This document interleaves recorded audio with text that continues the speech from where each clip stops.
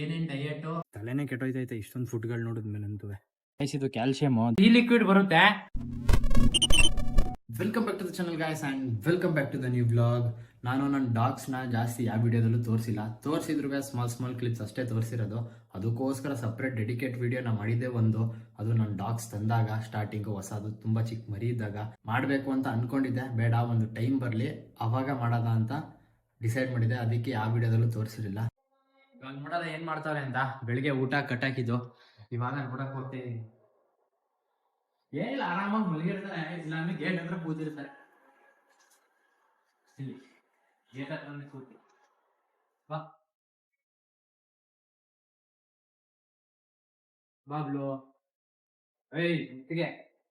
ಬಿಟ್ರೆ ಒಂದ್ ಕಡೆ ಮಾತ್ರ ನಿಲ್ಲಲ್ಲ ಇವಳು ಮಾತ್ರ. ಇವಳಂತೂ ಹಿಡಿದು ನಿಲ್ಸಕ್ಕಾಗಲ್ಲ. ಇವಳ ಒಂದ್ ಸ್ವಲ್ಪ ನಿಲ್ಲಿಸ್ಬೋದು, ಬಟ್ ಇವಳಂತೂ ಒಂದ್ ಹೇಳ ಮಾತೆ ಒಂಚೂರು ಬ್ಲೋ. ಸುಮ್ನೆ set set. One eternity later. ಇವಳು ಪ್ರೆಗ್ನೆನ್ಸಿ ಇವಾಗ ಇವಳ್ದು ಕನ್ಫರ್ಮ್ ಆಗೈತೆ. ಬಿಕಾಸ್ ಇವಳು ಶಾರ್ಟ್ ಬ್ರೀಡ್ ಅಲ್ವಾ, ಬೇಗ ಗೊತ್ತಾಗ್ಬಿಡುತ್ತೆ. ಇವಳ್ದು ಇನ್ನೂ ನನ್ಗೆ ಕನ್ಫರ್ಮ್ ಆಗಿಲ್ಲ. ನನಗೂ ಸ್ವಲ್ಪ ಅನ್ನಿಸ್ತೈತೆ, ಸ್ವಲ್ಪ ಲೈಟಲ್ಲಿ ಡೌಟಲ್ಲಿ ಐತೆ. ಐ ಥಿಂಕ್ ಇವಳು ಪ್ರೆಗ್ನೆಂಟ್ ಆಗ್ತಾಳೆ. But it's 35 days. ಇವಳಿಗೂ 35 ಡೇಸು, ಇವಳಿಗೂ 35 ಡೇಸು. ಇವಾಗಿಂದ ಡಯಟ್ ಸ್ಟಾರ್ಟ್ ಮಾಡಬೇಕು ಇವಳಿಗೆ, ಬೆಸ್ಟ್ ಡಯಟು. ಯಾಕಂತಂದ್ರೆ ಮರಿ ಡೆವಲಪ್ ಆಗಬೇಕು. ಬಟ್ ಇವಳು ಆಡೋದು ನೋಡಿ ಏನು ಬರೀ ಸುಮ್ಮನೆ ಹಿಂಗೆ ಆಡೋದು. ಇವತ್ತು ಇದ್ರದ್ದು ಏನೇನು diet, what are the nutrition I should give, ಅದೆಲ್ಲ ಇವತ್ತಿಂದ ಸ್ಟಾರ್ಟ್ ಮಾಡಬೇಕು. ಯಾಕಂದ್ರೆ 35 ಡೇಸ್ ಆಗೈತೆ. ಇನ್ನೊಂದು 35 to 40 ಡೇಸ್ ಒಳಗಡೆ ಮರಿ ಆಗುತ್ತೆ. ಐ ಥಿಂಕ್ ಒಂದು 30 ಡೇಸ್ ಒಳಗಡೆನೆ ಮರಿ ಆಗ್ತಾಳೆ. ಲಾಸ್ಟ್ ಟೈಮ್ ನನ್ನ ನಾಯಿಗಳಿದ್ದು ಎಲ್ಲ 60 ಡೇಸ್ ಒಳಗಡೆನೆ ಹಾಕಿರೋದು. ಇವಳಿಗೂ ಇವಾಗ ಡಯಟ್ ಸ್ಟಾರ್ಟ್ ಮಾಡಬೇಕು. ಗ್ರೂಮ್ ಮಾಡಿಸ್ಬೇಕು. ನಾನು ಜಾಸ್ತಿ ವಾಕಿಂಗ್ ಬಿಡೋದು, ಹಿಂದೆ ತೋಟಕ್ಕೆ ಬಿಡ್ತೀನಿ. ಒಂದೊಂದು ಟೈಮ್ ನಾನು ಫ್ರೀ ಇರಲ್ಲ, ವಾಕಿಂಗ್ ಕರ್ಕೊಂಡು ಹೋಗೋಕ್ಕಾಗಲ್ಲ. ಇವಳಂತೂ ಬಿಟ್ಟರೆ ಮಣ್ಣಲ್ಲೆಲ್ಲ ಉಜ್ಜಾಡಿ ಫುಲ್ ನೋಡಿ. ಇವತ್ತು ಬೆಳಗ್ಗೆ ಬಿಟ್ಟಿದ್ದು ಆಲೆ ಹಿಂಗೆ ಮಾಡ್ಕೊಂಡವಳೆ. ಬಟ್ ಅಲ್ಲಿ ಬಾಚ್ತಾ ಇರ್ತೀವಿ. ಈಗ ಸ್ವಲ್ಪ ಗ್ರೂಮಿಂಗ್ ಕಡಿಮೆ ಮಾಡಿರೋದು, ಸ್ವಲ್ಪ ಪ್ರೆಗ್ನೆನ್ಸಿ ಬೇರೆ ಐತೆ, ಈಚೆಲ್ಲ ಕರ್ಕೊಂಡು ಹೋಗೋಕ್ಕಾಗಲ್ಲ ಅಂತ. ಇವಳಂತೂ ಒಂದು ಕಡೆ ಕೂತ್ಕೊಳ್ಳಲ್ಲ, ಆಲೆ ಆ ಸೈಡ್ ಎದ್ದೋಗೋಳೆ. ಬಟ್ ಇವಳನ್ನ ಸ್ವಲ್ಪ ಕಂಟ್ರೋಲ್ ಮಾಡ್ಬೋದು. ಎಷ್ಟು ನಾಯಿಗಳು ಆಕ್ಟಿವ್ ಇರ್ತಾವೋ ಅಷ್ಟು ಖುಷಿ. ಬಟ್ ಇವೆರಡು ಸ್ವಲ್ಪ ಹೈಪರ್ ಆಕ್ಟಿವ್. ಇವಳ ಜೊತೆ ಸೇರ್ಕೊಂಡಂತೂ ಇನ್ನೂ ಜಾಸ್ತಿ ಆಗ್ಬಿಟ್ಟವಳೆ. ಇವಳದು ಗ್ರೂಮಿಂಗ್ ಎಲ್ಲ ಆಗೈತೆ. ಇವಳು ಶ್ರೆಡ್ ಆಗೋಳೆ. ಈಗ ಹೊಸ ಕೋಟಿಂಗ್ ಬಂದಿರೋದು, ಇನ್ನೂ ಸ್ವಲ್ಪ ಲೆಂತ್ ಬರಬೇಕು. ಈಗ ಹೊಸ ಕೋಟಿಂಗ್ ಬಂದಿರೋದು. ಇವರಿಬ್ಬರಲ್ಲಿ ಏನು ಇವಾಗ ಮೇಜರ್ ಪ್ರಾಬ್ಲಮ್ ಅಂದರೆ ಸ್ವಲ್ಪ ಟಿಕ್ಸ್ ಜಾಸ್ತಿ ಆಗ್ಬಿಟ್ಟೈತೆ. ಸ್ವಲ್ಪ ಟಿಕ್ಸ್ ಪ್ರಿವೆಂಟ್ ಮಾಡಬೇಕು. ಈಗ ಬೇರೆ ಮಳೆಗಾಲ ಬೇರೆ ಅಲ್ವಾ, ಸ್ವಲ್ಪ ಜಾಸ್ತಿ ಆಗ್ಬಿಟ್ಟೈತೆ. ಬಟ್ ಅಷ್ಟೊಂದೇನು ಜಾಸ್ತಿ ಇಲ್ಲ. ಬಟ್ ಸ್ವಲ್ಪ ಚಿಕ್ಕದಿದ್ರೂ ಒಂಥರ ಪ್ರಾಬ್ಲಮ್ ಅಲ್ವಾ. ಸುಮ್ಮನೆ ಜ್ವರ ಗಿರ ತಪ್ಪೋದು. ಮೊದಲೇ ಇಬ್ಬರು ಪ್ರೆಗ್ನೆಂಟ್ ಬೇರೆ, ಅದೊಂದು ಸ್ವಲ್ಪ ಪ್ರಿಕಾಷನ್ ಸ್ವಲ್ಪ ನೋಡ್ಬೇಕು ನಾನು. ಮತ್ತು ಇವಳಿಗೆ ಡಯಟು, ಇವಳಿಗೂ ಡಯಟು, ಇಬ್ರಿಗೂ ಒಂದೇ ಡಯಟು, ಸೇಮು, ಏನು ಡಿಫ್ರೆನ್ಸ್ ಇಲ್ಲ. ಬಟ್ ಇವಳಿಗೆ ಸ್ವಲ್ಪ ಇಂಟೇಕ್ ಜಾಸ್ತಿ ಕೊಡ್ತೀನಿ, ಇವಳು ಸ್ವಲ್ಪ ಇಂಟೇಕ್ ಕಡಿಮೆ ತಗೋತಾಳೆ. ಇವಳು ಬಿಟ್ಟು ಇವಳಿರಲ್ಲ, ಅವಳು ಬಿಟ್ಟು ಇವಳಿರಲ್ಲ. ಬೋನಲ್ಲಿ ಬೇಕಾದ್ರೆ ಇವಳನ್ನ ಹಾಕ್ಬಿಟ್ಟು ಇವಳು ಕರ್ಕೊಬಂದ್ರೆ ಇವಳಂದು ಕಿರಿಸ್ತಾ ಇರ್ತಾಳೆ. ಇವಳನ್ನ ಹಾಕ್ಬಿಟ್ಟು ಇವಳನ್ನ ಬೋನಲ್ಲಿ ಬಿಟ್ರೆ ಇವಳು ಕಿರಿಸ್ತಾ ಇರ್ತಾಳೆ. ನೋಡಿ ಪ್ರೆಗ್ನೆಂಟ್ ಆಗೋಳು ಹೆಂಗೆ ಆಡ್ತಾಳೆ, ಕಂಟ್ರೋಲ್ ಮಾಡೋಕ್ಕೆ ಆಗಲ್ಲ. ಅದಕ್ಕೆ ಜಾಸ್ತಿ ಒಳಗಡೆ ಬೋನಲ್ಲೇ ಬಿಟ್ಟಿರ್ತೀರಿ, ತಡೆಯೋಕ್ಕಾಗಲ್ಲ ಅಂತ. ಮನೆಗೆ ಬಿಟ್ರೆ ಮಂಚದ ಮೇಲೆ ಹತ್ತದು, ಕೆಳಗಿಳಿಯೋದು, ಅದು ಇದು ಕಿತ್ತಾಕೋದು ಇದೇನೆ. ಇವ್ರ ಜೊತೆ ಸೇರ್ಕೊಂಡು ಎಲ್ಲ ಇಂಥ ಬುದ್ಧಿನೇ ಕಲ್ತಿರೋದು. ಇದು ತಳ್ಳು ಬಾಗ್ಲು ತಕ್ಕ ಬತ್ತೀಯಾ, ತಳ್ಳಕ್ ಬರಲ್ವಾ? ಬಾ, ನಮಗ್ ಮಾಡಕ್ ಕೆಲಸ ಇಲ್ಲ, ಶೆಡ್ಡಿಗೆ ಹೋಗೋಣ ಬಾ. ಇಬ್ರನ್ನೇನಾರು ಇಲ್ಲಿ ಬಿಟ್ಬಿಟ್ಟು ಹೋದ್ರೆ ಎಲ್ಲ ಡಸ್ಟ್ಬಿನ್ ಎಲ್ಲ ಫುಲ್ ಕಿತ್ತಿ ಗಿಡ ಎಲ್ಲ ಕಿತ್ತಾಕ್ಬಿಟ್ಟಿರ್ತಾರೆ. ಇದೇ ಡಯಟ್ ಮೇಂಟೈನ್ ಮಾಡ್ತಾರೆ. ಅದು ಮೊದಲು ನಾಯಿಗಳಿದ್ದಾಗ್ಲೂ ಇದೇ ಡಯಟ್, ಇದಿದ್ದಾಗ್ಲೂ ಇದೇ ಡಯಟು. ಬಟ್ ಕ್ಯಾರೆಟ್ ಅಂಥದ್ದೆಲ್ಲ ಕೊಡ್ಬೋದು. ಇದೇ ಬೇಜಾನು ಸಾಕು. ಇವಾಗ ಇದನ್ನ ಮೇಂಟೈನ್ ಮಾಡ್ಕೊಂಡು ಹೋದ್ರೆ ಮರಿ ಹಾಕೋವರ್ಗ ಅಲ್ಲಿ ಒಂದು ಸ್ವಲ್ಪ ಪಿಕಪ್ ಆಗಿರ್ತದೆ ಮರಿಗಳೆಲ್ಲ. ಮರಿ ಹಾಕಿದ್ಮೇಲೆ RC ಇಲ್ಲ ಪವರ್ ಪ್ಯಾಕ್ ಎರಡರಲ್ಲಿ ಒಂದು ಕೊಡ್ತೀನಿ. NND ನನಗೆ ಇಷ್ಟನೇ ಇಲ್ಲ ಫಸ್ಟ್ ಆಫ್ ಆಲ್. ಅದಕ್ಕೆ ನಾನು NND ನೋಡಿದೆ, ಬಟ್ ನನಗೇನು ಇಷ್ಟ ಆಗಲಿಲ್ಲ. ಒಂದು RC ಕೊಡ್ತೀನಿ, ಇಲ್ಲಾಂದ್ರೆ ಪವರ್ ಪ್ಯಾಕ್ ಎರಡರಲ್ಲಿ ಪಕ್ಕ ಫಿಕ್ಸು. ಫುಡ್ ಎಲ್ಲ ಖಾಲಿ ಆಗೈತೆ. ಅಲ್ಲೇ ಒಂದು 10 ಡೇಸ್ ಮೇಲೆ ಆಯಿತು ಫುಡ್ ಎಲ್ಲ ಖಾಲಿಯಾಗಿ. ಇವಾಗ ಇವ್ರಿಗೆ ನ್ಯೂಟ್ರಿಷನ್ಸು, ಕ್ಯಾಲ್ಸಿಯಮು, ವಿಟಮಿನು ಫುಡ್ಡು ಎಲ್ಲ ತರಬೇಕು. ನನಗೆ ಫುಡ್ ಮಧ್ಯೆ ಸ್ವಲ್ಪ ಕನ್ಫ್ಯೂಷನ್ ಇದೆ. ಯಾವ ಫುಡ್ ತಗೊಳ್ಳಿ ಅಂತ ಗೊತ್ತಾಗ್ತಾಯಿಲ್ಲ, ಯಾವ್ದು ತಗೊಳ್ಳೋದು ಅಂತ. ಅಲ್ಲಿ ಹೋದ್ಮೇಲೆ ಸ್ವಲ್ಪ ಡಿಸೈಡ್ ಮಾಡ್ತೀನಿ. ಇನ್ನೂ ಥಿಂಕ್ ಮಾಡ್ತಾಯಿದ್ದೀನಿ ಯಾವ್ದು ತಗೊಳ್ಳಿ ಅಂತ. ಯಾಕಂತಂದರೆ ಇವಾಗಲೇ ತುಂಬ ಓವರ್ ಕಾಸ್ಟ್ಲಿನೂ ಕೊಡ್ಬೋದು, ಇಲ್ಲ ಒಂದು ಮೀಡಿಯಮ್ ಬೇಸಲ್ಲಿ ಕೊಡೋದಾ, ಇಲ್ಲ ಓವರ್ ಕಾಸ್ಟ್ಲಿ ಫುಡ್ ಕೊಡೋದಾ ಅಂತ ಅನ್ಕೋತಾ ಇದ್ದೀನಿ. Let's see. ಈ ಆಟ ಅಂತೂ ಆಡೋರ್ಗೆ ತುಂಬಾ ಖುಷಿ, ನೋಡೋರ್ಗೂ ತುಂಬಾ ಖುಷಿ.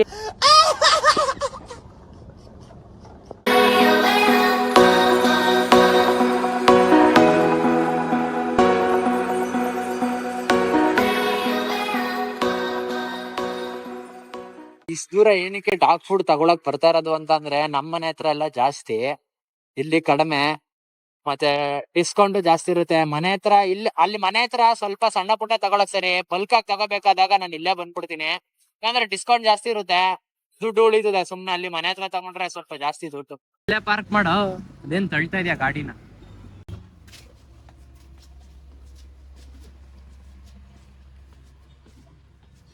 ಈ ಫುಡ್ ಅಲ್ಲಿ ನೋಡಿದ್ಮೇಲೆ ಯಾಕೆ ತಗೋಬೇಕು ಅಂತಾನೆ ಗೊತ್ತಾಗ್ತಿಲ್ಲ. ನನ್ನ ತಲೆ ಇದ್ದು ಪವರ್ ಪ್ಯಾಕ್ ತಗೊಳೋಣ ಅಂತ, ಬಟ್ 10 kg ತಗೋಬೇಕು. ಇದು 3 kg power pack, but 3 kg ಸಾಲಲ್ಲ ನನ್ನ ಪ್ರಕಾರ. ಒಂದು 10 kg ಇಲ್ಲ ಡ್ರೂಲ್ಸ್ ತಗೊಳ್ಳೋಣ ಅನ್ಕೋತಾ ಇದೀನಿ. ಪವರ್ ಪ್ಯಾಕು ಪಪ್ಪಿ ಆದ್ಮೇಲೆ ಹಾಕೋದ ರೈಸ್, ಇಲ್ಲ ಅಂದ್ರೆ NND ಹಾಕ್ಬೋದು. ಬಟ್ NND ಇವಾಗಲೂ ಇಷ್ಟೊಂದು ಫುಡ್ ಬೇಡ ಅಂತ, ಯಾಕಂದ್ರೆ ನಾನು ಮೇಂಟೈನ್ ಮಾಡ್ತಾ ಇದ್ದೀನಿ. ಕ್ಯಾಲ್ಸಿಯಂ ವಿಟಮಿನ್ ಎಲ್ಲ ಹಾಕೋದು ಇದು ಓವರ್ ಹೀಟ್ ಆಗ್ಬಿಡ್ತದೆ. ಇಲ್ಲ ಸ್ಮಾರ್ಟ್ ಆರ್ಟ್ ತಗೊಳ್ಳ, ಇಲ್ಲ ಪವರ್ ಪ್ಯಾಕ್ ತಗೊಳ್ಳ. ಇದು vegetarian, all lifestyle, full veg. Vegetarian ಏನು ಬೇಡ, ಡಾಗುಗೆ ನಾನ್ ವೆಜ್ಜೇ ಕೊಡೋದ. ನಾವು ನಾನ್ ವೆಜ್ ತಿನ್ನಲ್ಲ ಅಂದ್ಬಿಟ್ಟು ಡಾಗಿಗೆ ನಾನ್ ವೆಜ್ ಕೊಡದೆ ಇರೋಕ್ಕಾಗಲ್ಲ. ನಾವೇನು ನಾನ್ ವೆಜ್ ಏನು ಹಾಕಲ್ಲ, ಫುಡ್ ಎಲ್ಲಾರು ಕಂಪ್ಲೀಟ್ ಆಗಲಿ. ತಲೆನೇ ಕೆಟ್ಟೋಯ್ತೈತೆ ಇಷ್ಟೊಂದು ಫುಡ್ಗಳು ನೋಡಿದ್ಮೇಲೆ ಅಂತೂ. ನನ್ನ ತಲೆಲಿದ್ದು ಪವರ್ ಪ್ಯಾಕೇ ತಗೋಬೇಕು ಅಂತ, ಬಟ್ ಇವಾಗಲೂ ಅಷ್ಟೊಂದು ಇಂಟೆನ್ಸ್ ಬೇಡ. ಜಸ್ಟ್ ರೂಲ್ಸ್ ಎಲ್ಲ ಪೆಡಿಗ್ರಿ ತಗೋತೀನಿ. ಇದು ಕ್ಯಾಲ್ಸಿಯಮು ದೊಡ್ಡದೇ ತಗೊಂಡಿದ್ದೀನಿ. ಆಮೇಲೆ ಇದು ವಿಟಮಿನ್ಸು, ನಾನು ಲಿಕ್ವಿಡ್ ಹಾಕಲ್ಲ, ಟ್ಯಾಬ್ಲೆಟೇ ಬೆಸ್ಟು. ಆಮೇಲೆ ಇದು ಟಿಕ್ ಫ್ರೀ, ಇದು ತಗೊಂಡಿರೋದು ಹಸ್ಕಿಗೆ. ಆಮೇಲೆ ಇದು ತಗೊಂಡಿರೋದು ಶಿಡ್ಜುಗೆ, ಇದು ಟಿಕ್ ಫ್ರೀನೇ. ಇದು 10 kg ಒಳಗೆ, ಇದು 10 to 20. ಇವಾಗ ಮನೆಗೆ ಬಂದಿದ್ದು, ಮಳೆ ಬೇರೆ ಬರ್ತಾಯಿತ್ತು. ನನ್ನ ಮಗಂದು ಇವಾಗ ಬಂದಾಗ ಬಿಸಿಲು ಬರ್ತೈತೆ. ನಮ್ಮ ಟೈಮೇ ಸರಿ ಇಲ್ಲ ಯಾಕೋ. ಮತ್ತೆ ರೂಲ್ಸ್ಗೆ ಬಿಸಿಲು ನೋಡ್ರಿ ಹೆಂಗ್ ಬರ್ತೈತೆ. ರೂಲ್ಸ್ಗೆ ಇದೇ ಫಸ್ಟ್ ಟೈಮು ಈ ಬಕೆಟ್ ಫ್ರೀ ಸಿಕ್ಕಿರೋದು. ಈಗ ಆಫರ್ ಏನೋ ಇರೋದು, ಆಫರ್ ಇದ್ರೆ ಮಾತ್ರ ಕೊಡ್ತಾರೆ, ಆಫರ್ ಇಲ್ಲ ಅಂತ ಕೊಡಲ್ಲ. ಮ್ಯಾಕ್ಸಿಮಮ್ 20 to 25% ಅಷ್ಟೇ ಕೊಡೋದು ಡಿಸ್ಕೌಂಟು. ಬಟ್ ಆದ್ರೂ ಸ್ವಲ್ಪ ದುಡ್ಡು ಉಳ್ದೈತೆ.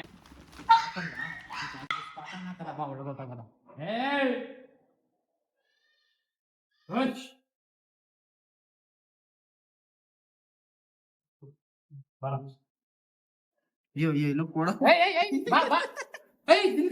ಎಲ್ಲ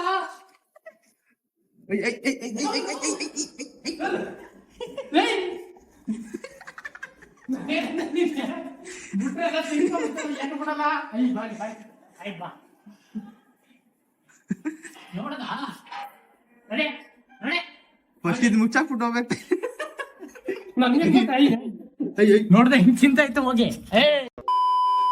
ಬ್ಲೂ ಹಾಕ್ಬಿಡೋದ ದೊಡ್ಡದು. ನೆಕ್ಸ್ಟ್ ಹನಿಗೆ ಸ್ಪಾಟನ್ ಗೈಸ್, ಇದು ಈ ಲಿಕ್ವಿಡ್ ಬರುತ್ತೆ. ಇದು 4 to 5 ಡ್ರಾಪ್ಸ್. ತಲೆ ಒಂದು, ಬೆನ್ಗೊಂದು, ಬಾಲದ ಹತ್ರ ಒಂದು ಹಾಕ್ಬೇಕು. ಜಸ್ಟ್ ಇದು ಫೆವಿಕ್ವಿಕ್ ತರ. ಫೆವಿಕ್ವಿಕ್ ಹೆಂಗ್ ತೆಗಿತೀವಿ ಹಂಗೆ. ಇದು ಒಂದ್ಸರಿ ತೆಗೆದ್ರೆ ಫುಲ್ ಯೂಸ್ ಮಾಡ್ಬೇಕು, ಇಟ್ಕೊಳಕ್ ಆಗಲ್ಲ, ವೇಸ್ಟ್ ಇಟ್ಕೊಂಡ್ರೆ. ಬಾಯ್ಲಿ ಗೈಸ್, ಇದು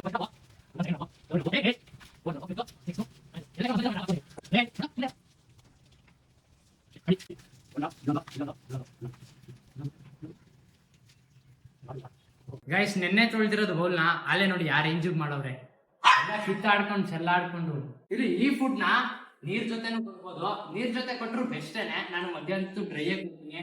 ಬೆಳಗ್ಗೆ ಮತ್ತೆ ನೈಟ್ ಮಾತ್ರ ನೀರು, ಮೊಸರು, ಅನ್ನ ಮಿಕ್ಸ್ ಮಾಡಿ ಒಟ್ಟಿಗೆ ಕೊಟ್ಬಿಡ್ತೀನಿ. ಡ್ರೈ ಕೊಟ್ರೆ ಸ್ವಲ್ಪ ಕ್ವಾಂಟಿಟಿ ಕಡಿಮೆ ಕೊಡಿ, ನೀರ್ ಜೊತೆ ಕೊಟ್ರೆ ಸ್ವಲ್ಪ ಕ್ವಾಂಟಿಟಿ ಜಾಸ್ತಿ ಕೊಡಿ. ಇದು ಏನಕ್ಕೆ ಬೆಸ್ಟ್ ಅನ್ನೋದು ಅಂತ ಅಂದ್ರೆ, ಸಿರಪ್ಗಳಾದ್ರೆ ಒಂದೊಂದು ನಾಯಿಗಳು ತಗೊಳಲ್ಲ.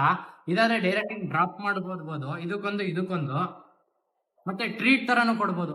ನಾನು ಒಂದೊಂದು ಟೈಮ್ ಮಿಕ್ಸ್ ಮಾಡ್ಬಿಡ್ತೀನಿ, ಇಲ್ಲಾಂದ್ರೆ ಒಂದೊಂದು ಟೈಮ್ ಟ್ರೀಟ್ ತರ ಕೊಡ್ತೀನಿ. ಇದಕ್ಕೊಂದು ಕ್ಯಾಲ್ಸಿಯಂ. ಈಗ ನೋಡಿ, ಇದು ಜಸ್ಟ್ ಒಂದು 3 minutes ಅಷ್ಟೇನೆ. ಇದು ಎಲ್ಲ ಕಿತ್ತಾಡ್ಕೊಂಡು ತಿಂಗ್ ಹಾಕ್ಬಿಡ್ತಾರೆ. ಇರೋ ಬಾ ಸುಮ್ನೆ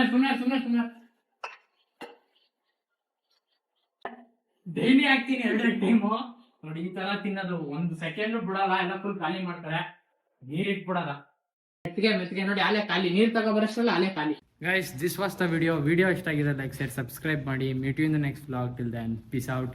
ಇನ್ನೂ ತುಂಬಾ ವಿಡಿಯೋಗಳಿದೆ ಬರೋದು, ಗಣೇಶಂದು ಎಲ್ಲ ಇದೆ. Stay tuned. Meet you in the next vlog. Till then peace out. Bye.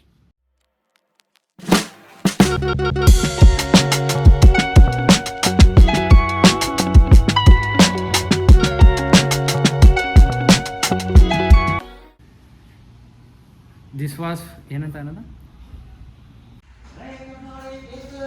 Confirm ಆಗಿಲ್ಲ. ಮನಸ್ಸೇ ಬಿಡ್ತದ ಕಣ. ಆಫ್ ಮಾಡ ಏನು ಗೈಸ್, ಇವ್ರನ್ನೆಲ್ಲ ಒಂದು